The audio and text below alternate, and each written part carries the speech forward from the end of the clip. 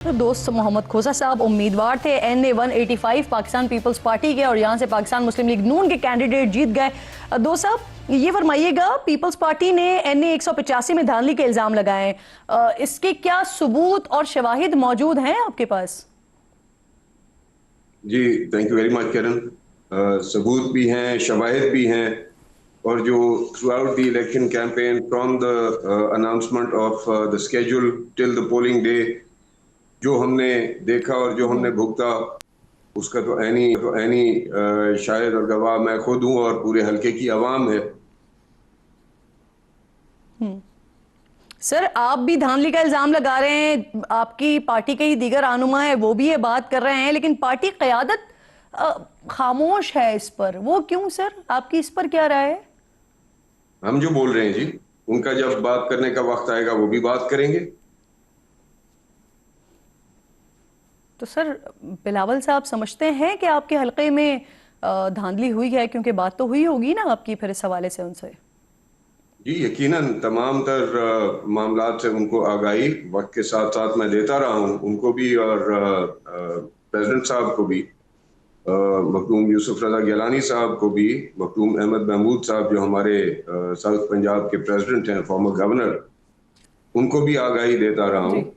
آپ یہ دیکھیے نا کرن کہ بگن ود آپ کو جب الیکشن اناؤنس ہوتا ہے وہیں سے آپ کو فیئر پلے کا پتہ لگ جاتا ہے کہ کتنی فیئرنس سے یہ الیکشن کنڈکٹ کیا جائے گا۔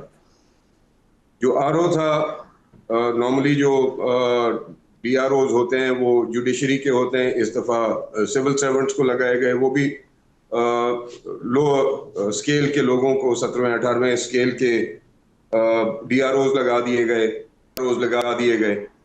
انہوں نے جس بے ایمانہ طریقے سے پولنگ لسٹ کو چینج کیا، پولنگ سٹیشنز کو چینج کیا، الیکشن قوانین کے مطابق آپ 1 کلومیٹر سے دور پولنگ سٹیشن کو نہیں رکھ سکتے۔ انہوں نے ہمارے جو سٹرانگ ہولڈ سے ان کے پولنگ سٹیشنز کو 30 کلومیٹر ان ایریا سے دور رکھا۔ پولنگ لسٹ کو انہوں نے، جو ووٹر لسٹ تھی ان کو انہوں نے ٹیمپر کیا۔ ہمارے عموماً جو ووٹرز تھے ان کو اپنے علاقوں سے اٹھا کے دیگر علاقوں میں ان کی لسٹوں کو ڈال دیا گیا۔ دوران الیکشن کیمپین اسکیجول اناؤنس ہونے کے بعد ڈی پی او تبدیل ہوتا ہے۔ آپ سمجھ رہی ہیں ڈی پی او کیا ہوتا ہے؟ District police officer who is in charge of the entire district۔ اس کو دوران الیکشن کیمپین اسکیجول اناؤنس ہونے کے بعد اس کو تبدیل کیا گیا۔ ایک لمبی فہرست ہے۔ سر جو آپ بات کر رہے ہیں کہ ووٹرز جو ہیں وہ دوسرے حلقے سے اٹھا کے اس طرف ڈالے گئے یا آپ کے ووٹرز کو اٹھا کے کسی اور طرف ڈالا گیا، یہ کل فیفن کی رپورٹ جو آئی ہے اس میں یہ تو بتایا گیا ہے کہ 2 حلقوں میں تو ایسا ہوا، یعنی 29 ہزار ووٹرز جو ہیں وہ نئے رجسٹرڈ ہوئے، لیکن کیا آپ کہہ رہے ہیں کہ آپ کے حلقے میں بھی اس طرح کا ہوا ہے؟ تو یہ کیا نئے ووٹرز رجسٹرڈ ہوئے ہیں یا کہیں اور سے ووٹرز آئے ہیں اس حلقے میں؟ رجسٹریشن کی تعداد جو ہے وہ کم تھی، ہمارے ووٹرز کو، ہماری ووٹر لسٹوں کو ٹیمپر کیا گیا، ان کو اٹھا کے دیگر حلقوں میں ڈال دیا گیا۔ یعنی اب لیٹس سے کہ if you are a resident of defence, آپ کو ڈیفینس میں ووٹ ڈالنا چاہیے نا، آپ ڈیفینس سے آپ کو اٹھا کے اور آپ کو گلبرگ یا ماڈل ٹاؤن ڈال دیا جائے تو یہ ناانصافی نہیں ہے تو اور کیا ہے؟ یہ ٹیمپرنگ نہیں ہے، ہیمپرنگ نہیں ہے تو اور کیا ہے؟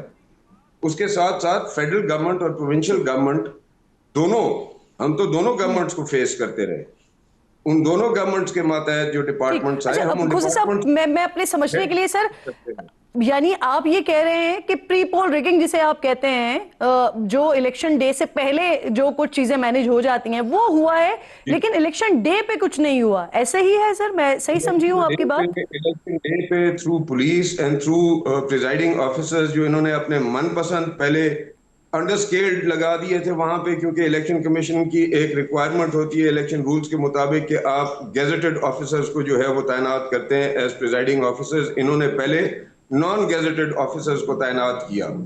ہم نے عدالت ہائی کورٹ میں ریٹ دائر کی، جس کی وجہ سے عدالت نے ڈپٹی کمشنر کو بلا کے انڈر ٹیکنگ لی اور انہوں نے کہا کہ آپ گیزٹڈ آفیسرز وہاں پہ تعینات کریں، یہ نان گیزٹڈ آفیسرز کو آپ ریموو کریں۔ انہوں نے ایک اور بدماشی یہ کی کہ جو لسٹ انہوں نے پہلے دی ہوئی، کھوسا صاحب یہ 2024 کے الیکشن کے بعد ایک نئی دھاندلی کی ٹرم آئی نا سر، فارم 45 کی، اس حوالے سے تو کوئی شکایت نہیں ہے آپ کی؟ ہمارے ساتھ تو ہوا ہی فارم 45 میں جو کچھ ہوا۔ پولنگ والے دن جس طرح سے انہوں نے پولیس کو استعمال کیا ووٹس ڈلوانے کے لیے پولنگ سٹیشنز کو کارڈن کر کے، یہ مثال تو میرے خیال میں اتنی کھلی دھاندلی جو ہے میرے خیال میں پاکستان میں پہلے کبھی نہیں ہوگی. فارم 47 بھی ہم نے دیکھے ہیں، انفلوئنس کے انڈر جو الیکشنز ہوتے رہے ہیں پاسٹ میں وہ بھی ہم نے دیکھے ہیں. یعنی ووٹر کو دکھا دیا جاتا تھا کہ فلانی پارٹی یا فلانی لیڈرشپ جو ہے وہ اگلی گورنمنٹ بنائے گی. یہ چیزیں تو ہم لوگ پاسٹ میں دیکھتے رہے ہیں. پھر فارم 47 دیکھا، اس دفعہ فارم 45 اور کھلے دن کی ڈکیتیاں ہم نے دیکھی ہیں. جی دوست آپ یہ کہہ رہے ہیں سر کہ جب وقت آئے گا اس وقت جو آپ کی لیڈرشپ ہے وہ اس پر بات کرے گی. جب دھاندلی کے ثبوت موجود ہیں، آپ بتا رہے ہیں کیا کچھ ہوا ہے بیک گراؤنڈ میں، تو بلاول صاحب اس کا کھل کر اظہار کیوں نہیں کر رہے؟ ایک سوال یہ، اور دوسرا یہ کہ کیا پھر آپ انتخابی نتائج کو چیلنج کرنے جا رہے ہیں، ٹریبونل میں لے کر جا رہے ہیں اسے؟ جی بائی آل مینز جائیں گے، جی بائی آل مینز جائیں گے. اور دوسری بات یہ ہے آپ ایک چیز کو ریئلائز کریں، ایفیکٹیز ہم ہیں.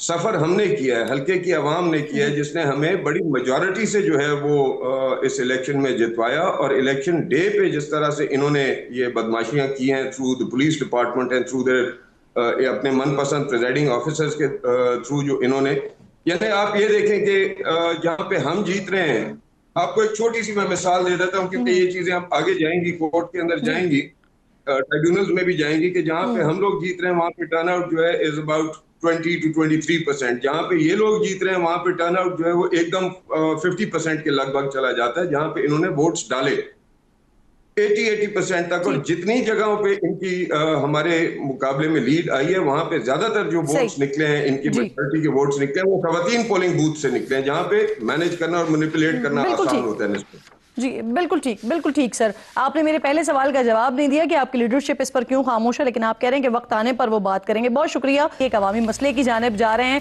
مجید غوری صاحب مجھے جوائن کر رہے ہیں پروگرام میں، جو کہ چیئرمین ہیں عوامی رکشہ ایسوسی ایشن کے. میں آپ کی شکر گزار ہوں. غوری صاحب مجھے یہ فرمائیے، پنجاب حکومت نے سر موٹر سائیکل رکشے کی مینوفیکچرنگ پر پابندی لگانے کا فیصلہ کیا ہے. اس وقت لاہور اور دیگر شہروں میں کتنے موٹر سائیکل رکشہ چل رہے ہیں، ماہانہ کتنے نئے رکشے نکلوائے جاتے ہیں، اور پھر یہ کہ حکومت کی جانب سے آپ لوگوں کو کوئی ٹائم لائن دی گئی ہے کہ کب تک یہ جو نارمل رکشوں سے الیکٹرک رکشوں کی طرف شفٹ ہونا ہے؟ سر بسم اللہ الرحمن الرحیم. کرن ناز صاحبہ، گزارش یہ ہے کہ شہر لاہور کے اندر 65,000 کے قریب رکشہ ہے جو چنگچی ہے، جس کو موٹر سائیکل رکشہ پٹرول والا کہتے ہیں. اس کی مینوفیکچرنگ بند کی گئی ہے. آپ نے اگر اصلاحات لانی ہے ٹرانسپورٹ، پبلک ٹرانسپورٹ کے اندر، تو بالکل لے کر آئیں. اصلاحات بہت ضروری ہیں. آپ اپنا موٹر سائیکل رکشے کے اوپر آپ الیکٹرک رکشہ دینا چاہتے ہیں تو اس کا بھی کوئی طریقہ کار واضح ہونا چاہیے. مگر یہ ظلم ہے کہ آپ بنا بتائے پہلے ان کی مینوفیکچرنگ بند کر رہے ہیں. یہ فیز 1 ہے. اور اب آپ نے 5 جو شاہراہیں ہیں ان کو کہا ہے کہ ہم ماڈل روڈ بنائیں گے. ان ماڈل روڈوں کے اوپر چنگچی رکشہ نہیں چلے گا.